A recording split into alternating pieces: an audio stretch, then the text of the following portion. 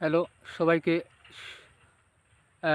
আজকে নতুন আর একটি ভিডিওতে জানাই সাদর সম্ভাষণ। প্রিয় বন্ধুগণ, আমি এই চ্যানেলটিতে প্রতিদিন আমি চেষ্টা করব আপনাদের সঙ্গে কিছু ইনফরমেটিভ, কিছু গুরুত্বপূর্ণ মানসিক স্বাস্থ্য এবং চমৎকার ভ্রমণ ভিডিও নিয়ে আপনাদের সঙ্গে কথা বলতে। কেননা আমি বিশেষ করে দীর্ঘ 15 বছরের অভিজ্ঞতা রয়েছে এই মানসিক স্বাস্থ্য তথা মেন্টাল হেলথের উপর। বিশেষ করে যারা যেসব ভাইয়েরা কিংবা বোনেরা মানসিক সমস্যায় ভুগতেছেন, মানসিক রোগের অনেকগুলো ধাপ রয়েছে, অনেকগুলো লক্ষণ রয়েছে, যেগুলো আপনার হতে পারে শারীরিক, কিন্তু আসলে সেই রোগগুলোর যে মূল যে যুক্তি কিংবা মূল যে মানদণ্ড সেটি হচ্ছে মানসিক। তো সেই বিষয়ে আমি আলোকপাত করে থাকি। আজকে কিছু একটা চমৎকার একটা পরিবেশ দেখতে পাচ্ছেন। তো কিছু কথা তুলে ধরবো আপনাদের সামনে আমি। বিশেষ করে কমন একটা রোগ আইবিএস, ওসিডি এবং আইবিএসের সঙ্গে আমাদের মেন্টাল হেলথের কিংবা আমাদের ব্রেনের কতটুকু যুগ সাদৃশ্য রয়েছে সে ব্যাপারে। দেখুন বন্ধুগণ, আমি 2020 থেকে অর্থাৎ করোনার সূচনা লগ্ন থেকে আমি এই আইবিএসের সাথে ভুগতেছি।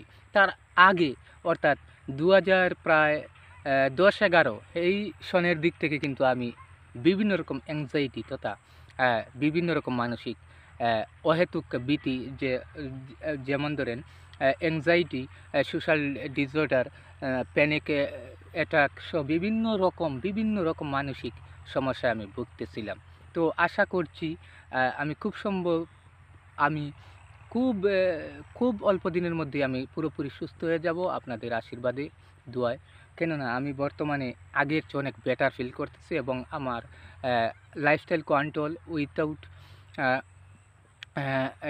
Any violence other system and কীভাবে আমি আমার জীবনের পরিবর্তন করলাম, আইবিএসকে আমি কিভাবে নির্মূল করলাম এবং কিভাবে আমি ওসিডি তথা ঘন ঘন নেগেটিভ চিন্তা থেকে আমি বের হয়ে আসলাম।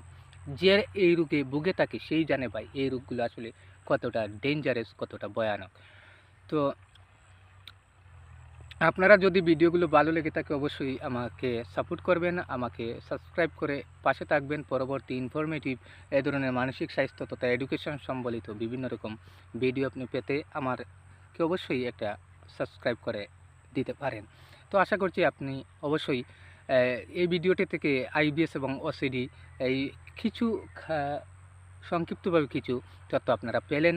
আসলে একটি কথা আমি পরিশেষে বলবো, আমরা আমাদের দৈনন্দিন জীবনে এতটাই ব্যস্ত যে আমরা কখন যে আমাদের মানসিক রোগ প্রকাশ পায় কিংবা আমাদের পেছনে যে একটা এই ব্যস্ততার দৈনন্দিন জীবনে পেছনে যে একটা মানসিক বড় একটা কারণ রয়েছে সেটা আমরা ভুলে যাই। তো অবশ্যই আপনারা, আমি চাই যে আপনারা আমার মতো এরকম ভুক্তভোগী হন না, বিভিন্ন ধরনের মানসিক সমস্যা আপনারা পড়বেন না। যার এই রোগ হয় সেই বুঝে এই রোগটা কতটা ডেঞ্জারাস। তো দেখেন চমৎকার একটা সরিষা ক্ষেতের পাশ দিয়ে আমি যাচ্ছিলাম, তো ভাবলাম এখানে প্রকৃতির সঙ্গে কিছুক্ষণ আড্ডা দিই, আপনাদের সঙ্গেও কিছু কথা বলি। তো ধন্যবাদ, ভালো থাকুন, সুস্থ থাকুন।